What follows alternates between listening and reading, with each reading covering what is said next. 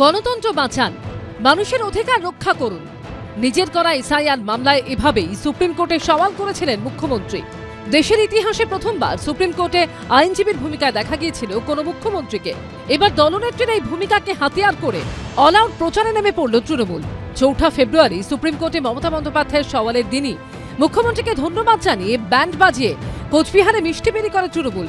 তার ঠিক এক সপ্তাহের মাথায় বুধবার মমতা বন্দ্যোপাধ্যায়ের নিজের বিধানসভা এলাকা ভবানীপুরের একাধিক জায়গায় পড়ল আইনজীবীর পোশাক পরা মুখ্যমন্ত্রীর ছবি দেওয়া এই হোর্ডিং, যেখানে লেখা রয়েছে, স্যার আমরা কৃতজ্ঞ, দয়া করে গণতন্ত্রকে বাঁচান, মানুষের অধিকার রক্ষা করুন। ডিএল খান রোডে দেওয়া এই হোর্ডিং এর নিচে প্রচারক হিসেবে লেখা 71 নম্বর ব্লক তৃণমূল কংগ্রেস ও তৃণমূল যুব কংগ্রেস। মাননীয় মুখ্যমন্ত্রীর নেতৃত্বে আমরা ধরে ফেলেছি কি এদের চুরিটা কোন জায়গাটা আছে।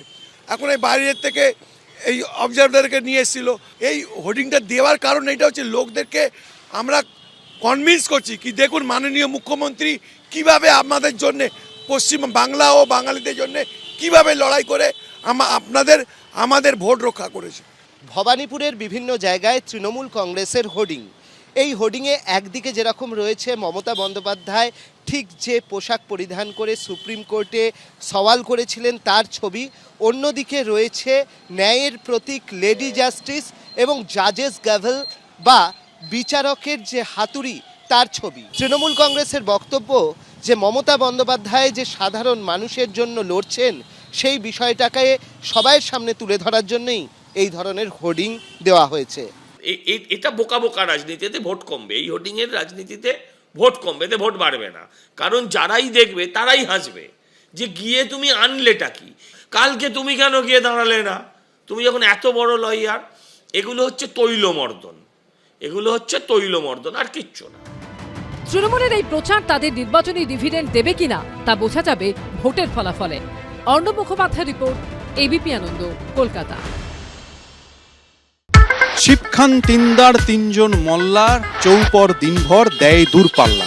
সত্যেন্দ্রনাথ দত্তের কবিতায় গতির অনুভব আমরা এভাবেই করেছি, কিন্তু জেনজিরা আরো দ্রুত গতিতে এগিয়ে যাচ্ছে। যাদবপুর বিশ্ববিদ্যালয়ের ইঞ্জিনিয়ারিং বিভাগের পড়ুয়াদের তৈরি ইলেকট্রিক রেসিং কার গত বছর জাতীয় স্তরে ইলেকট্রিক রেসিং কার প্রতিযোগিতায় সাফল্য অর্জন করেছে। পরবর্তী গতির লক্ষ্যে তারা আরো এগিয়ে চলেছে। আমিও আজ যাদবপুর বিধানসভা কেন্দ্রের নানান প্রান্তে ছুটে বেড়াবো জানার জন্য নির্বাচনের আগে জেনজিরা কি ভাবছে।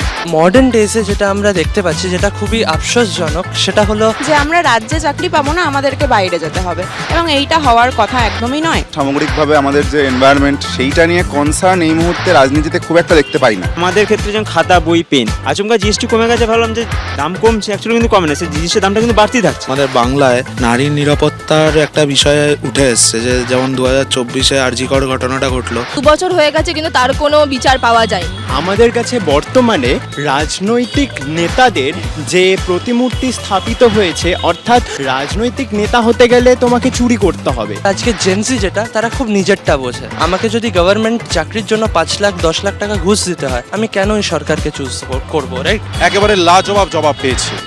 আরো বিভিন্ন জায়গায় জেনজিদের আমরা মুখোমুখি হতে যাব। আপনারাও দেখতে থাকুন জেনজিরা কি বলছে। চোখ রাখুন এবিপি আনন্দে। এবিপি আনন্দ, এগিয়ে থাকে, এগিয়ে রাখে।